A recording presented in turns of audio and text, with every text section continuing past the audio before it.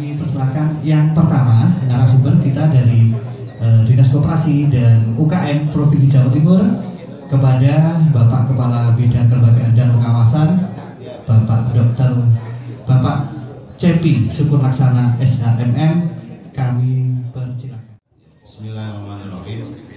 Assalamualaikum warahmatullahi wabarakatuh. Waalaikumsalam. Selamat siang, salam sejahtera bagi kita semua.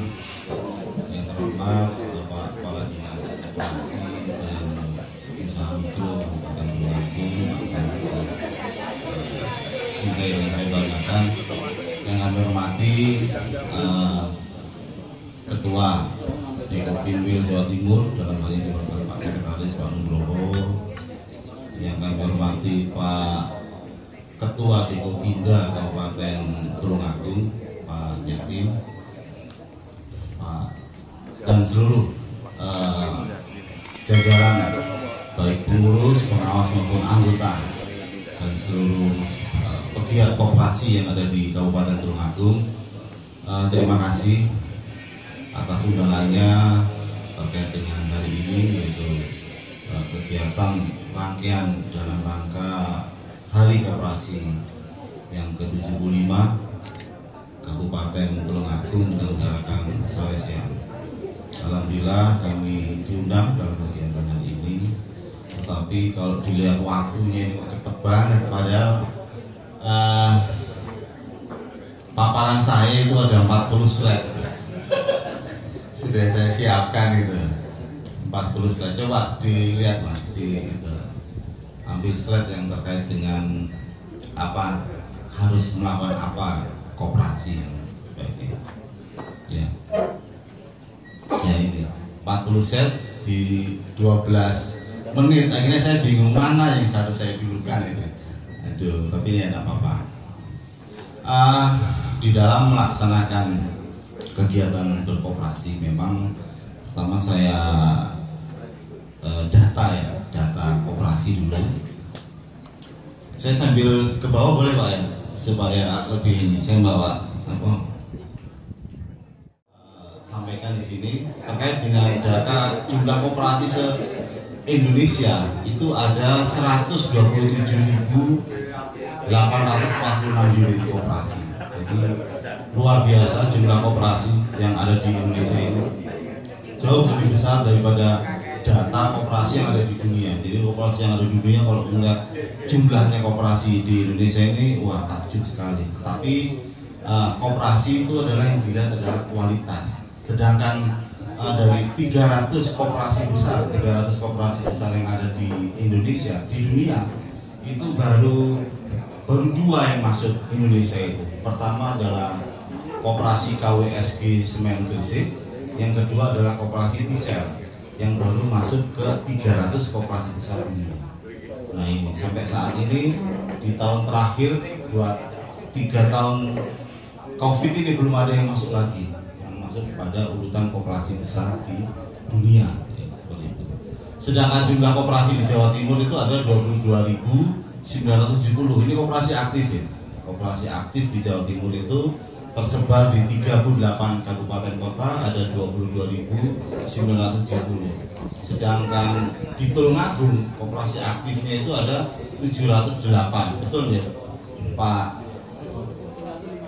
Oh, 754. Tetapi data yang masuk di kami 708. Ini saya lagi data ODS. Wah, mungkin kurang kata iya, dikurangi koperasi provinsi dan nasional. Berarti koperasi provinsi di sini ada sekitar 40-an.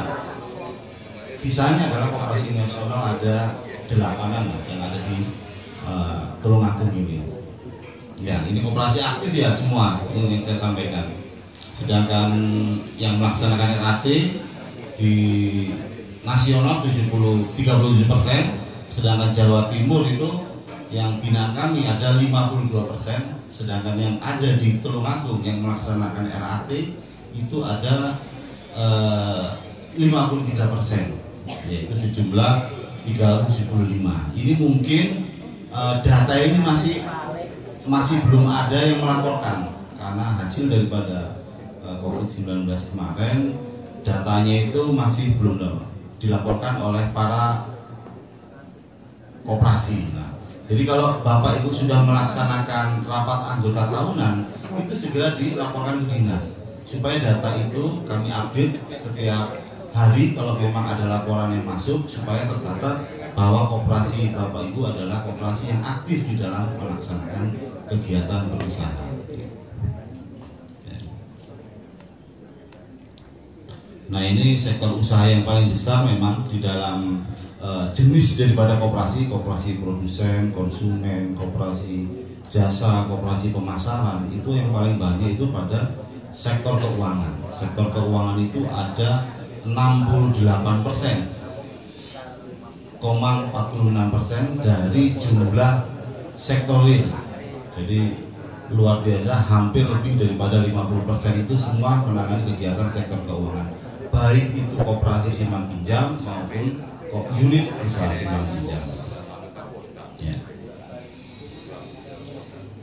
Regulasi berkoperasi, ya Bapak Ibu sudah kita tahu bersama bahwa koperasi adalah sebagai badan hukum sekaligus badan usaha yang dipunyai, di mana badan hukum di Indonesia ini sekarang sudah mulai berkembang dengan adanya Undang-Undang Cipta Kerja 11 tahun 2020, di mana ada tambahan lagi badan hukum baru, yaitu selain badan hukum PT, badan hukum koperasi, ada satu lagi namanya badan hukum perseroan perseorangan dan badan hukum BUMDes.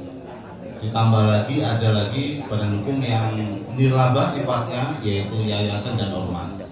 Nah, ini adalah pesaing daripada kegiatan usaha berkoperasi, yaitu ada dua badan hukum lagi. Yang satu adalah perseroan perseorangan, di mana badan hukum ini sesuai dengan PP nomor 8 tahun 2021, satu orang saja sudah bisa mendirikan suatu legalitas lembaga badan hukum. Jadi satu orang, tetapi skalanya itu masih usaha mikro dan kecil. Tapi kalau koperasi sudah skalanya besar sampai menengah sampai besar.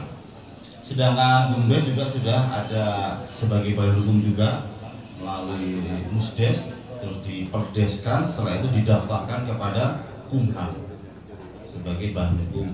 Nah, badan hukum itu nantinya ya harus melakukan kegiatan namanya badan hukum, harus terdaftar di dalam Kementerian Hukum dan HAM, itu sesuai dengan PP nomor 11 tahun 2021. Nah, itu adalah lahirnya pesaing baru daripada kegiatan usaha koperasi. Kalau badan hukum itu apa? Badan hukum adalah pemisahan kekayaan pribadi sama kekayaan usaha. Itu disebut dengan badan hukum. Jadi badan hukum itu memisahkan antara kekayaan usaha dengan kekayaan pribadi. Tapi kalau ada CV UD firma, itu bukan badan hukum, itu adalah badan usaha yang tidak berbadan hukum, karena kekayaannya masih menyatu kepada kegiatan usaha. Jadi kalau ada apa-apa ya habis sampai kekayaan pribadi. Tapi kalau di badan hukum itu sudah dipisahkan. Jadi kalau terjadi apa-apa ya habis sampai kekayaan yang ada di usaha koperasi itu sendiri. Undang-undang koperasi itu tidak ada sanksi pidana denda hukuman, tidak ada.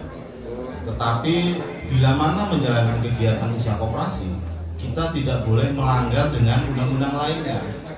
Jadi memang undang-undang koperasi itu undang-undang yang tidak mempunyai sanksi pidana, denda segala macam. Tetapi kalau melanggar kepada undang-undang lainnya di dalam menjalankan kegiatan usahanya, tidak boleh melanggar misalnya Undang-Undang 10 tahun 98 terkait dengan perbankan, tidak boleh melanggar Undang-Undang PT, Undang-Undang Perbankan Syariah, pencucian uang, money laundering, LKM dan segala macam. Tidak boleh melanggar itu. Jadi harus sesuai dengan ketentuan di dalam menjalankan kegiatan koperasi. Tentunya misalnya terkait dengan keanggotaan. Terkait dengan keanggotaan ini adalah sangat penting bagi koperasi betul-betul mencatatkan keanggotaan di dalam buku daftar anggota. Jangan sampai buku daftar anggota tidak dicatat keanggotaan tersebut. Nah, nanti orang yang menggugat terkait dengan keanggotaan koperasi bisa dilakukan dari segi keanggotaan. Nah, ini berbahaya sekali. Makanya bila mana melakukan kegiatan terutama pada sektor keuangan, kalau orang ingin sudah mendapatkan pelayanan dari anggota, dari koperasi kepada anggota, maka harus tercatat di dalam buku daftar anggota. Nah, kalau tidak tercatat dalam buku daftar anggota, nanti kena Undang-Undang Nomor 10 Tahun 98 terkait dengan perbankan. Kena lagi Undang-Undang LKM Nomor 1 Tahun 2013. Nah, ini jangan sampai kejadian seperti itu. Itu sangat tidak enak karena sanksinya tegas, jelas, dan hukumannya ada.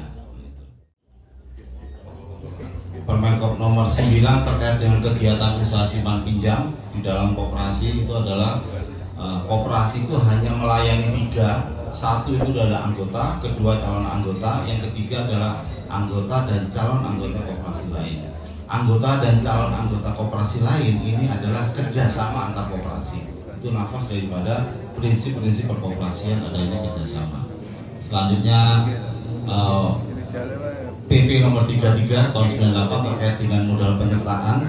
Modal penyertaan ini adalah modal yang disertakan kepada koperasi, baik menyertakan modal dari anggota, pengurus, pengawas maupun pemerintah maupun orang lain yang akan memberikan penyertaan kepada modal koperasi.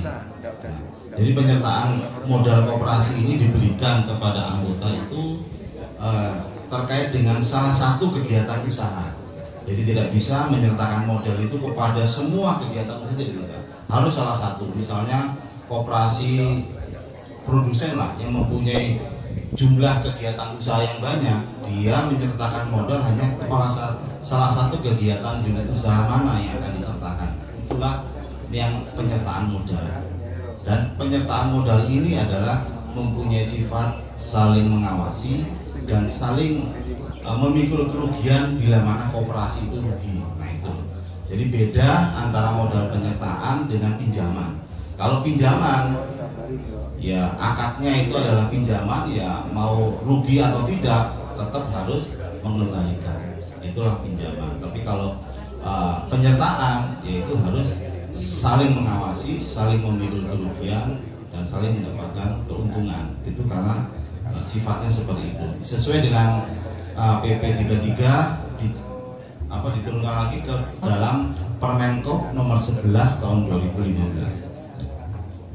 Nah, ini ada beberapa perubahan dengan adanya Undang-Undang 11 Cipta Kerja tahun 2021, di mana koperasi harus lebih modern lagi. Nah, pertama terkait dengan jumlah daripada anggota yang tadinya itu adalah 20 untuk pendirian, sekarang hanya diberi 9 orang. Ini mempercepat daripada pertumbuhan berusaha.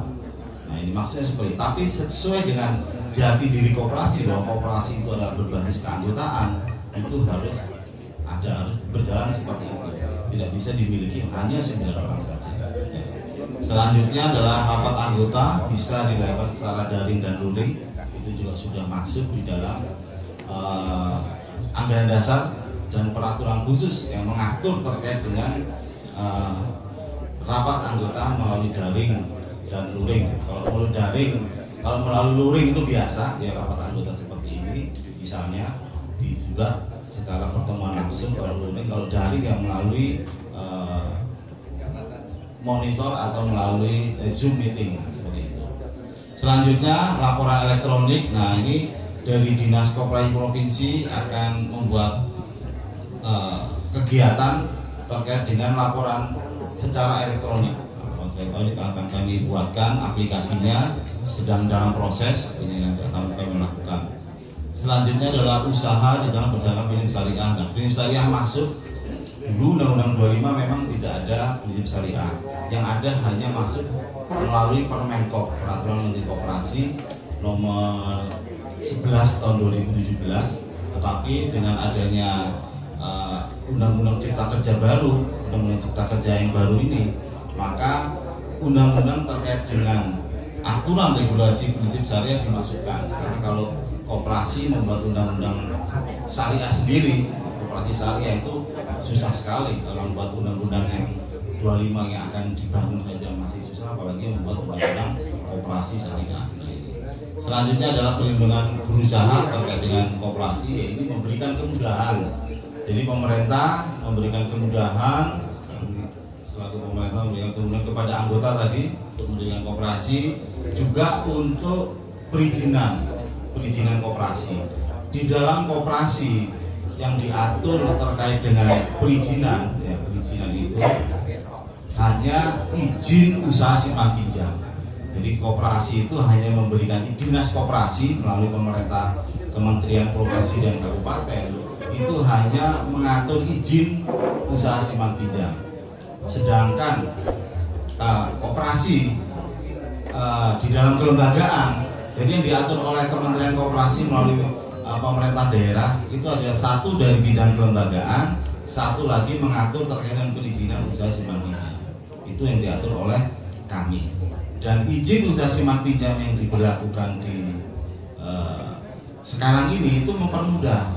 Jadi gampang diupload melalui sistem yang ada di OSS melalui PP nomor 5 tahun 2021 terkait dengan perizinan berusaha berbasis risiko, di mana izin-izin yang Bapak Ibu bila menangani masalah terkait dengan kegiatan sektor keuangan harus mendaftarkan dirinya di dalam perizinan yang melalui OSS tersebut. Nah, di dalam melaksanakan kegiatan usaha berkoperasi, di dalam menjalankan kegiatan usaha koperasi, kita ibaratkan seperti manusia ya, di belah kanan dan kiri. Yang sebelah kanan itu adalah terkait dengan pertama harus memperkuat kelembagaan daripada koperasi, ini penting. Jadi kelembagaan koperasi ini sangat penting di dalam menjalankan kegiatan usaha. Karena di sana diatur terkait dengan di dalam kelembagaan harus ada anggaran dasar, legalitas lembaga dan legalitas usaha. Nah, jadi kalau menjalankan kegiatan usaha pasti harus mempunyai legalitas lembaga. Kalau koperasi itu adalah badan hukum atau perubahan anggaran dasar badan hukum dan badan hukum sendiri, itu adalah legalitas lembaga. Setelah itu baru ngurus legalitas usaha. Legalitas usaha itu sesuai dengan usaha apa yang dijalankan oleh koperasi. Kalau usaha pada sektor keuangan ya harus ngurus izin usaha simpan pinjam. Kalau mengurus kegiatan usaha sektor lainnya real ya harus masuk ke perizinan yang ada di OSS, yaitu di sini ada Dinas Penanaman Modal Satu Pintu DPMPTSP, yaitu sebagai layanan perizinan yang ada di Kabupaten Tulungagung ini, ya ke sana untuk mendapatkan izin-izin apa yang dilakukan oleh koperasi. Tetapi kalau yang di Dinas Koperasi itu diberikan kewenangan untuk mengatur terkait dengan izin usaha simpan pinjam. Kalau koperasi mempunyai kegiatan usaha sektor real lainnya, ya nanti diatur di dalam UPD lain. Tinggal lihat di sana adalah kegiatan usaha yang akan dijalankan oleh koperasi. Di dalam menjalankan kegiatan usaha, pertama itu koperasi sekarang ini harus move on. Harusnya itu seperti judul kita, transformasi koperasi ke arah lebih baik, itu artinya koperasi harus move on dari hal-hal yang tadinya kurang baik menjadi baik. Yang tadinya tradisional dikelola secara modern. Nah, ini yang dilakukan oleh koperasi. Jadi untuk itu maka harus diperkuat secara kelembagaannya dan secara usaha. Usaha harus masuk ke usaha digital. Usaha terkait dengan pengelolaannya, terkait dengan pelaksanaan itu harus modern dan digitalisasi. Itu nah, sampai masih manual, sifatnya tradisional, anggota yang di dalam masih orang yang manual. Kalau bisa ya sudah regenerasi menjadi anak-anak muda ini berkreatif untuk membangun usaha bersama dalam bentuk koperasi. Today are available with a subscription to Envato Elements. Find the link in the description below. Multiple animated segments that can be used throughout your news broadcast. With multiple text, image, and video placeholders, you have the ability to easily make this high-quality template fit your needs. If you're enjoying this countdown, hit the like button and subscribe to the Envato YouTube.